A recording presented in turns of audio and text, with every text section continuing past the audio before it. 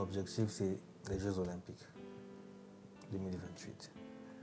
Los Angeles. Problème ou pas, dans chaque problème, on dit toujours qu'il y a une solution. Comme au Grand Slam, j'avais eu un problème, on a trouvé une solution. Donc, on ne peut pas baisser les bras. Les jours où je me suis dit, non, là, c'est fini, j'arrête.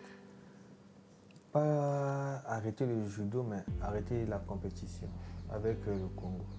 Avec le Congo. Ouais. Est-ce que tu peux nous expliquer? Là, c'est comme si c'est toi-même qui as payé de ta propre poche. Tu vois, moi, heureusement, j'avais Vincent et les autres.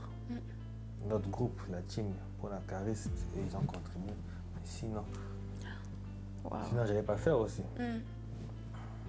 Est-ce que de tels événements aujourd'hui te font douter de ton envie de continuer justement le judo? Ça ne me fait pas douter, mais souvent ça me démotive.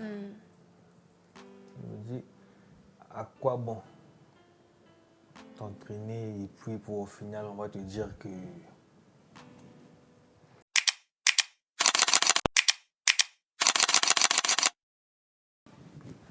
Salut Van, comment ça va? Ça va et toi Cécilia? Ça va très bien, merci beaucoup. Est-ce que tu peux te présenter pour commencer? Du coup oui, je me présente. Moi c'est John Isidore Van Jeveil. J'ai 26 ans, j'aurai 27 ans bientôt. Et les gens me connaissent au nom de Van Satellite. C'est mon surnom. Et je suis judoka professionnel. Judoka professionnel, quand est-ce que tu as commencé le judo et d'où t'est venue cette passion pour ce sport?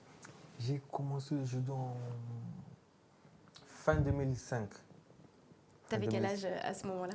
J'avais quoi? 6 ans, 6 ans, 5 ans. 6 ans. Et j'ai commencé à faire du judo parce qu'à l'école, j'avais un ami à moi qui était judoka. Et c'est lui qui m'avait parlé du judo.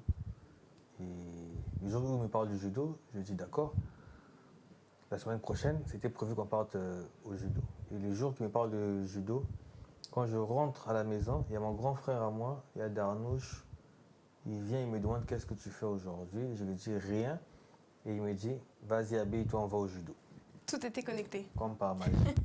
Lui, il faisait du judo, ton grand frère? Il faisait du judo, mais je ne savais pas. Et pourquoi justement? Parce que le judo, c'était mal vu? Le judo au bled, c'est un sport, c'était à l'époque un sport de voyous. D'accord. Ouais. Malgré tout ce que les gens disaient, moi j'ai kiffé. C'est le jour où je viens pour commencer le judo, je vois des gens en train de sauter, ils faisaient des chutes. Je me suis dit, mais ça c'est ce que je vois dans les films que je regarde. Je disais, ça c'était Jackie Chan. Vas-y, c'est fini, je reste là. Donc ça, c'est ton premier contact avec le judo? Ouais. Et c'est comme ça donc que tu tombes amoureux complètement de ce sport? Exactement. Qu'est-ce que tu ressens? Est-ce que tu peux nous raconter ton premier entraînement? Mon premier entraînement, misère, souffrance. Mon premier entraînement, j'avais regretté pourquoi j'étais allé faire du judo. Parce que de 16h, non, de 17h à 19h, j'ai fait qu'un seul truc. Je m'étais allongé, j'ai collé mon menton à ma poitrine et je frappais la bâche pendant 2 heures. À la fin de l'entraînement, j'arrivais pas à faire ça. J'avais mal partout. Et pourquoi il t'avait donné ce seul exercice à faire? Je sais pas, c'est pas... Pour la discipline? Non. Non. Non. Parce qu'après moi, il y a encore eu des nouveaux et ils faisaient la même chose que moi. Donc je pense que le passage obligé. Exactement.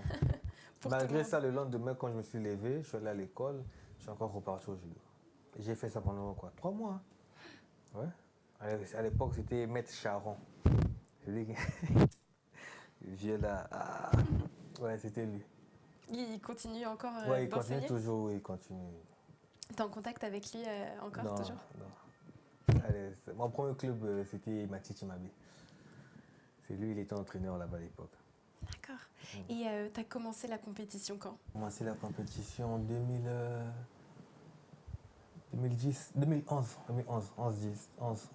Et toi, tu avais toujours, toujours en toi cette envie de vouloir faire de la compétition? Oui. Parce que moi, de base, je suis un bagarreur. Donc du coup, après, je me suis dit, au lieu que je me batte dans l'illégalité, c'est mieux que je reste faire un sport et me défouler là-bas. Exactement, avec des valeurs justement. Exactement, c'est ça. Et la compétition où on m'a connu en tant que judoka, c'était au championnat national en 2012. D'accord, c'est là que c'est ta première grosse compétition. Oui, c'est ça.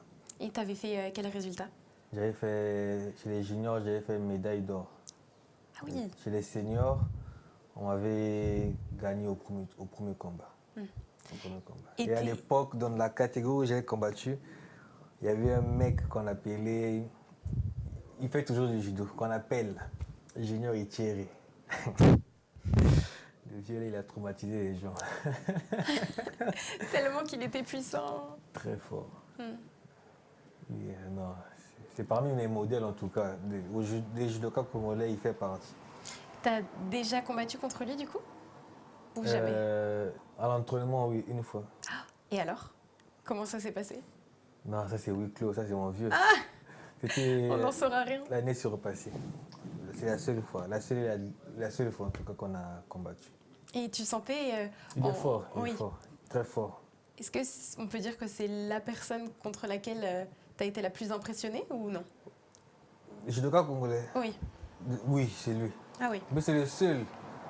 Avant qu'il vienne en France, je disais à l'entraîneur de l'ancienne équipe nationale, Maître Lobaï, je lui disais que Maître, il faut m'organiser un combat contre Maître Etiéré. C'était lui. Quand il est arrivé, j'étais content. Je pensais qu'on allait combattre plus souvent, mais c'est arrivé, on a combattu une seule fois.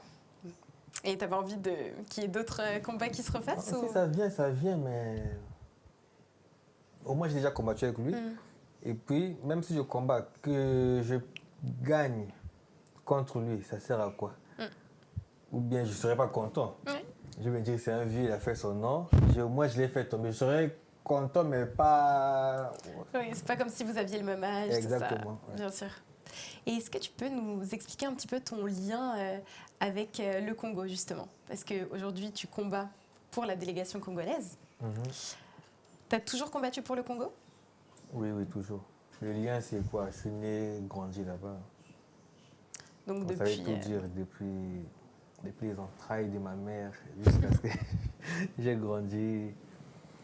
C'est mon pays, quoi. J'aime mon pays. Et aujourd'hui, quel est ton rapport et ta relation avec le judo? Mentalement parlant, même physiquement parlant, est-ce que c'est quelque chose dont tu ne peux pas te passer? C'est vraiment une véritable passion? Est-ce que quand tu n'en fais pas, ça te manque justement? Est-ce que c'est un échappatoire? C'est quoi ta relation avec ce sport? Sans le judo, c'est compliqué. Sans le sport, en grosso modo. C'est quand je ne fais pas le judo, je peux aller à la salle. Sans sport, je ne peux pas. Je passe tout mon temps dans le sport. La raison pour laquelle je sors rarement. Je préfère rester chez moi, aller au sport, rentrer, aller au travail, aller au sport, rentrer. C'est ça ma routine. Maison, sport, travail, c'est tout. Donc le sport a vraiment une très grande place dans ta vie? Une très grande place. Quand je dis très grande place, il y a des gens là, ils se reconnaissent. Donc aujourd'hui, tu ne pourrais pas faire sans le judo dans ta vie? Ou est-ce qu'il y a un moment où tu as pensé à abandonner et à arrêter? Ouais, j'ai déjà eu des jours où je me suis dit non, là c'est fini, j'arrête. Pas arrêter le judo, mais arrêter la compétition avec le Congo. Avec le Congo? Ouais. Est-ce que tu peux nous expliquer un peu pourquoi? C'est suite aux organisations. Un exemple simple. J'ai eu à faire l'Open de Yaoundé l'année passée. Et après ça, on avait une compétition de prévue. Ça a annulé, on a dit qu'on ne fait pas. Et on nous a dit que la prochaine compétition, ça sera le Grand Slam de Paris, qui devait se dérouler en février, du 7 au 8 février. Je me suis dit d'accord. En rentrant de Yaoundé vers Paris, je devais commencer du travail. Et j'ai refusé ce poste. Je me suis dit, mieux vaut me concentrer sur cette compétition parce que j'ai déjà eu à faire cette compétition en 2021, 22, donc 2021 ou 22. Et ça représente vraiment beaucoup de préparation. C'est beaucoup de mois C'est une d'entraînement. très grande compétition. Mm. Au foot, c'est comme une Ligue des Champions, Ah oui. le Grand Slam. Et du coup, je me suis dit, le travail, j'ai refusé. J'ai commencé la préparation. Donc, c'est la préparation physique, c'est les entraînements. C'est l'entraînement. C'est Tout ça, je faisais tout seul ou avec mon entraîneur du club. Et à 2 jours de la compétition, au moment où je vais pour récupérer mon accréditation, quand j'arrive, on demande ton pays. J'ai dit Congo. Ils regardent sur leur ordinateur et me disent que vous n'êtes pas inscrit. J'ai dit comment ça, on n'est pas inscrit? Et parce que tu venais, vous étiez plusieurs du coup. On était à 3. J'ai dit comment ça, je ne suis pas inscrit? Il me dit regardez monsieur, vous n'êtes pas inscrit. J'ai pensé à tout ce que j'ai eu à faire, les entraînements, les régimes, le poste que j'avais refusé. Puisque c'est énormément d'engagement et d'investissement. Exactement. Et là, tous ces sacrifices, tout ça qui Je me part suis en dit, poussière en un instant. Tout ça là pour ça. Je rentre à la maison, je mange, je passe presque toute la soirée à manger. Et j'étais au téléphone avec Jovic, un ami. Et c'est lui qui me disait, mais ne mange pas, on va trouver une solution. Parce qu'on le rappelle, le poids, c'est extrêmement important pour rentrer dans la bonne catégorie de poids pour combattre. Je lui ai dit, mais Jovic, on a dit qu'on ne peut plus faire. Si on veut faire, on doit payer quelque chose de 600 et quelques euros. Et bien à ce moment-là, en fait, pourquoi? C'est parce que la délégation n'avait pas payé? Ouais, c'est ça, parce que la Fédé, ils n'ont rien payé. Jovic m'a dit, bon, je te rappelle, il était 23 h. J'ai dit, ok. Je continue à manger. Il me rappelle, il me dit, j'ai appelé Vincent qui est notre coach. Il a dit qu'il va t'envoyer l'argent, les taxes. Wow. Comme ça, au moins, tu récupères ton badge et tu dors chez toi à la maison. Et les jours des combats, tu vas à Bercy.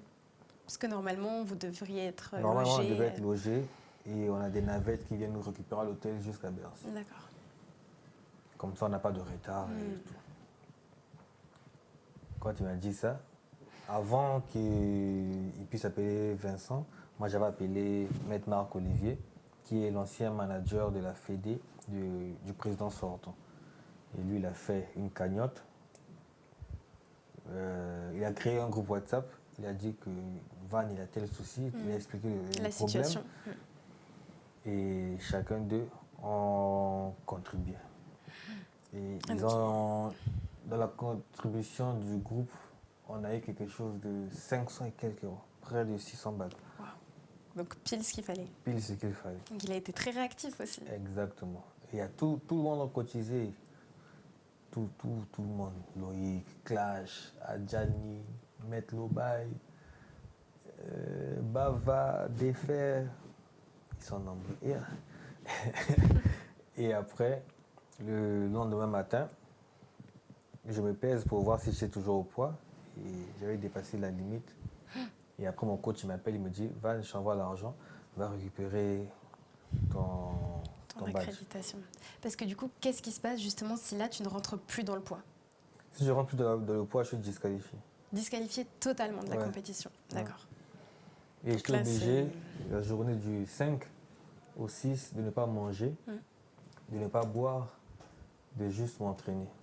Le 5, je me suis entraîné le matin, à midi et le soir. Et le 6, je me suis entraîné que le matin parce que j'étais épuisé. Après, je me suis pesé et je suis allé combattre. Mais mentalement, déjà, j'étais pas dans le combat, j'étais plus là. Ah oui, parce que c'est énormément d'énergie perdue, exactement. gaspillée, bien sûr. Ça décourage. Quand tu penses que tu pouvais travailler, gagner quelque chose, et tu as refusé le poste pour préparer cette compétition, pour au final, pour qu'on puisse te dire que ça ne va pas être possible ça 2 va jours pas, avant. tu fais pas. Et à ce moment-là, est-ce que du coup, tu as le réflexe d'appeler justement la délégation pour leur demander qu'est-ce qui se passe? Comment je vais faire? Qu'est-ce que vous avez fait? J'ai appelé le responsable ici au niveau de la France, Maître Godard. Lui, il me dit que lui aussi, il essayait d'appeler au pays, personne ne répondait. J'ai appelé le secrétaire de la Fédé.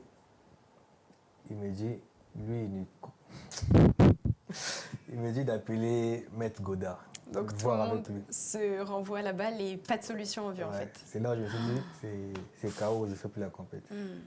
Alors que ça, avant, ça t'était jamais Non, arrivé. même pas. Mon premier grand slam que j'ai eu à faire en 2022, Ça s'était très bien passé.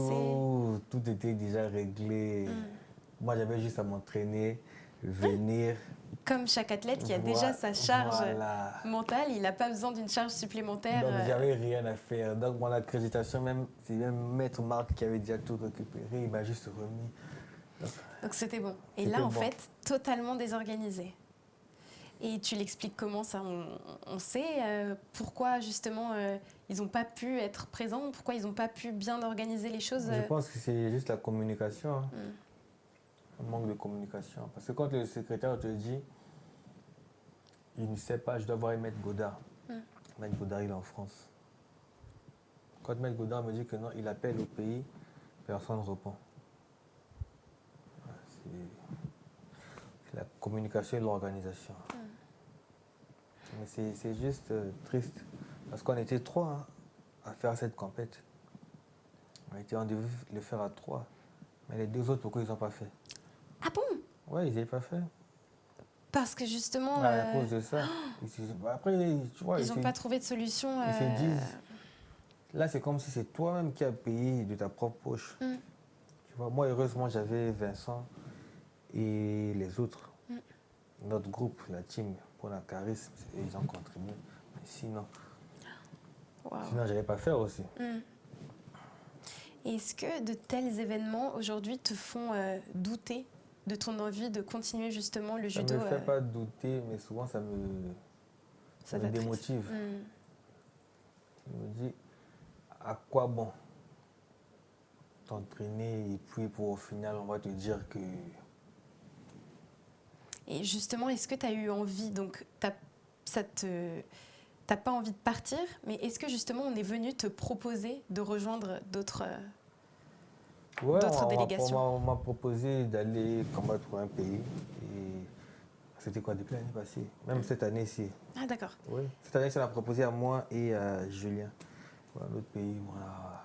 Et dans une délégation justement où tout se passe bien et Dans où il la n'y a pas de soucis. délégation là que je connais là, c'est droit, ça marche droit. Devant moi, on avait payé notre ami, là, on a donné sa frais de mission. Chose que nous, le ministère, ne libère pas. Et même ça, du coup, justement, ça t'a pas convaincu? Non, je suis congolais, je vais rester congolais. Je reste là. Et comment justement les choses pourraient s'améliorer? Quelles sont les solutions pour vous et qu'on peut espérer justement à l'avenir pour toi et les autres athlètes? La solution, en tout cas, je ne sais même pas. Ça, c'est à eux. Parce que nous, on est juste les athlètes. Nous, on s'entraîne. Mais c'est à eux de tout gérer, de mieux organiser les trucs. S'ils s'organisent bien, tout est réglé là-bas. Nous, on a juste à s'entraîner et aller combattre et revenir.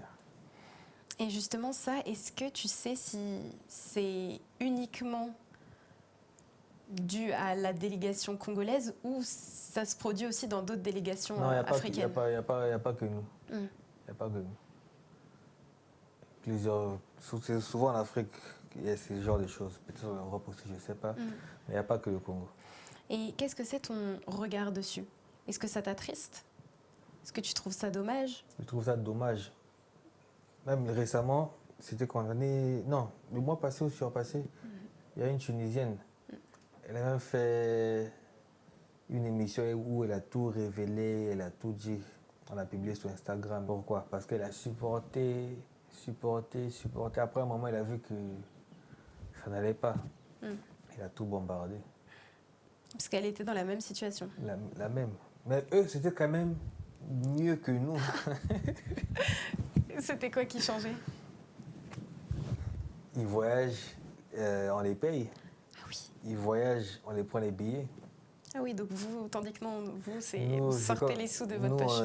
Tu combats, tu vas par exemple, comme là je dois partir en Géorgie. Mais là, ils m'ont dit, je dois prendre le billet tout seul. Tu vois. Mais le voyage est prévu pour... La compétition est prévue pour le 20. Donc, je dois quitter la France le 18 mars pour arriver le 19. Mais jusqu'à présent, aucun message, aucun appel. Ah oui, donc tu n'es pas du tout soutenu, pas du tout suivi. Il n'y a pas... y a Et rien. pourtant, il pourrait peut-être s'inspirer même du modèle de la présidence d'avant, justement, où il n'y avait pas de... Ça fonctionnait bien, tout était pris en charge. La fédération d'avant, Oui. tout était pris en charge. Même si le ministère ne donnait pas l'argent, mais au moins, le président m'a rien.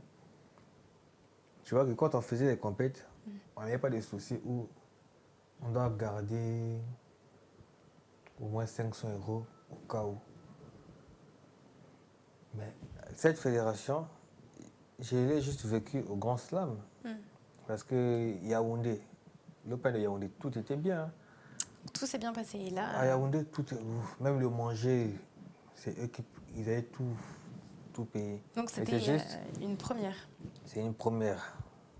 Et ce qui est décevant, c'est en France et tous les sacrifices que j'ai à faire. C'est juste ça. Et là, je pense même que pour la Géorgie, ils vont refaire, je ne sais pas s'ils vont refaire le même coup, je ne sais pas si c'est fait exprès ou comment je dois appeler ça, mais je pense que pour la Géorgie, ça sera pareil. Parce que c'est bientôt, dans quelques jours. Hein. Mais bon, Et toi, ça te pèse? Tu te sens comment? ça pèse. Ça pèse. Il y a des moments où j'ai même envie d'arrêter. Je me dis, moi, de base, j'étais karatéka, je repars au karaté.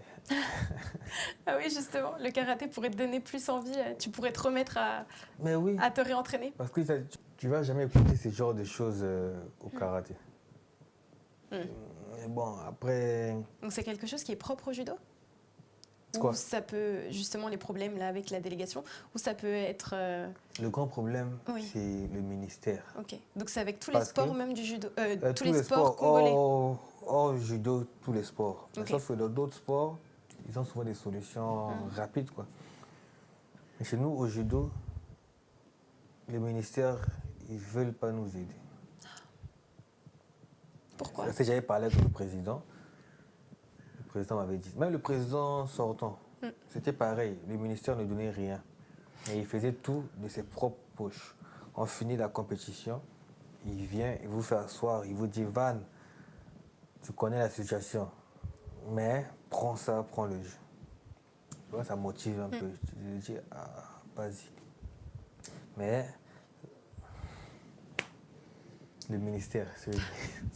Et pourquoi justement le ministère Pourquoi ne veut pas? justement le ministère? Je sais pas. Je pense que le ministère, eux, ils préfèrent le football. Donc tout part pour le foot. Quand c'est le foot, ah, Y a pas de problème. non, ils sont même contents. Mais quand c'est d'autres sports, là, on a des problèmes. Et aujourd'hui, est-ce que ça te... Toute cette situation, est-ce que ça t'empêche justement d'avoir des objectifs clairs ou non? Tu arrives quand même à rester droit, te fixer des objectifs clairs, tu sais où tu as envie d'aller? Ouais, je sais où je vais aller. Hein. Moi, perso, dans ma tête, je me dis, avec tout ce qu'on est en train de vivre dans le judo congolais, moi, mon objectif, c'est les Jeux Olympiques 2028. Los Angeles. Problème ou pas, dans chaque problème, on dit toujours qu'il y a une solution. Comme au Grand Slam, j'avais eu un problème, on a trouvé une solution. Donc, on ne peut pas baisser les bras. On ne peut pas baisser, parce que si on baisse les bras maintenant, là, ça veut dire que nous, on a fait tout ça pour rien. Ouais, c'est sûr qu'il faut une force de caractère pour se dire ça et surtout pas se démotiver, continuer à y croire coûte que coûte. C'est ça. Et ça. ça peut être compliqué justement quand on a vécu ce genre de situation. Je pense en tant que sportif, ça doit être quand même assez traumatisant peut-être Oui. et perturbant. Oui, c'est vrai. Mais il y a des gens qui ont vécu peut-être plus que moi. Il y a des gens qui ont vécu peut-être plus que moi. Mais cela ne veut pas dire que non. Si aujourd'hui, j'ai eu des problèmes au Grand Slam, c'est que ce problème va continuer jusqu'à demain. On ne sait jamais. Donc tu te prépares Donc, pour chaque éventualité. Exactement. Dans ma tête, je me dis que non, problème ou pas, on avance. On va trouver la solution devant. Aujourd'hui, tu fais avec ça. Voilà. Très bien On fait avec, on vit avec. Et est-ce que ça, justement, cette situation-là, elle est arrivée à d'autres athlètes, hormis du coup Julien et Axel qui étaient avec toi lors du Grand Slam? Est-ce que c'était une situation qui était déjà arrivée auparavant avec la délégation congolaise, avec d'autres athlètes, et tu en avais déjà entendu parler? Oui, déjà. Moi, je connais. C'est pas nouveau. Non, je connais même au moment du président. Non, bon, c'était pas la même chose. Mais je sais que non, il y avait un groupe. Ils avaient même fait une émission. Hein. Ça passait à la télé. Euh, mais au moins, le groupe qui était passé à la télé, c'est parce que c'était eux qui étaient les champions du Congo à l'époque. Au lieu De que- judo? Oui, de judo, ouais. Au lieu qu'eux ils puissent voyager, c'est pas eux qu'on avait fait voyager, on avait fait voyager d'autres personnes. Et qui étaient ces personnes? C'était d'autres personnes qui avaient fait podium aussi. Mais c'était pas des premiers. C'était les médaillés d'argent. Et est-ce que c'est parce qu'ils s'étaient trompés en fait? Non. Ah non, c'était volontaire. Ouais. Oh waouh. Parce que c'est lui qui est champion du Congo. Tu sais qu'il s'appelle par exemple John Isidore Van Juvey. Mais pour la liste du voyage, toi tu pars mettre Kalezi Tigana. Comment tu vas te tromper? Ndion et Kalezi. Et qu'est-ce qu'ils avaient fait justement? Est-ce qu'ils avaient porté plainte ou non? Tu vas porter plein de tout.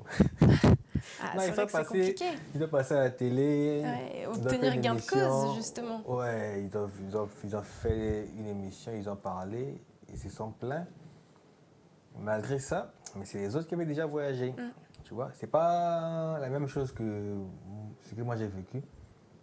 Moi, c'est quoi? Tu vas combattre, mais c'est toi-même qui dois aller chercher l'argent pour payer tes trucs. C'est quand même spécial. Ouais. Et ça, donc, t'acceptes de vivre avec ça aujourd'hui? Tant qu'on a des solutions, tant qu'on a des gens comme des maîtres Lobaï qui vont contribuer, des clashs. Ah, c'est ça. Justement, heureusement qu'ils sont là. Il y a beaucoup d'argent. Il va dire, bon, vas-y, c'est van. Ah, ils sont arrivés en tant que sauveurs un petit peu. Ouais. Parce que sinon, t'aurais pas pu combattre. Sinon, je combattais pas. Je combattais pas. Sinon, je combattais pas. Donc, sinon, j'allais dormir à la maison. Et j'avais même dit à Jovic, si je ne fais pas le grand slam, j'arrête le judo. Complètement. Qu'est-ce que je l'avais dit? D'accord. Donc, c'était vraiment pas de... Non. Là, c'était un... Là, c'était si je ne D'accord. faisais Trop pas, bien. j'arrête. J'arrête, je deviens même, je sais pas. Je vais faire la natation, je change de sport. Ah, donc ça a quand même un impact, quoi. Oui. Donc, même si tu acceptes de vivre avec ça, là, le Grand Slam, étant donné que c'était un très grand tournoi, ça représentait beaucoup. Oui. Pour toi, tu ne Non, pouvais mais pas manquer c'est surtout ce tournoi. les sacrifices. C'était ça qui était plus important. Parce que moi, perso, je ne vis pas du judo. Moi, je travaille à côté.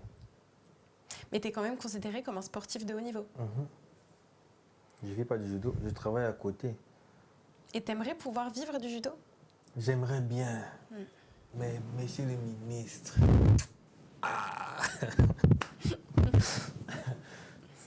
c'est lui, monsieur le ministre du sport, s'il te plaît. Donc c'est possible, il y a un avenir où c'est possible. Oui, parce que nos footballeurs, ils vivent de quoi? Justement, de leur sport. Ils vivent que de ça. Après, c'est vrai que le football, bien évidemment, c'est un sport qui détrône tous les autres. Exactement, mais peu importe le au domaine. moins c'est des footballeurs du Congo. On a d'autres sportifs ici, là, d'autres judokas d'autres pays, par exemple de la France, ils vivent que du sport. C'est pas le judo, c'est le judo. Mais qu'est-ce qui montre que nous aussi au Congo, on peut vivre du sport en question? Et pourtant, on a des talents. On a des talents. Moi, j'ai mon ami. Très bon judo. Il a commencé la compétition avant moi. Un Bob. judoka aussi? Judoka, oui. Bob, très bon judoka. On l'appelle Moucho. Très bon judoka. Et lui, justement, il n'a pas pu exploiter son potentiel. Il exploite ça jusqu'à présent. Ah, il Mais exploite. il peut arrêter hein, parce qu'il y a des gens qui ont commencé avec lui. Ils ont abandonné. Hein. Et lui, jusqu'aujourd'hui, il est là.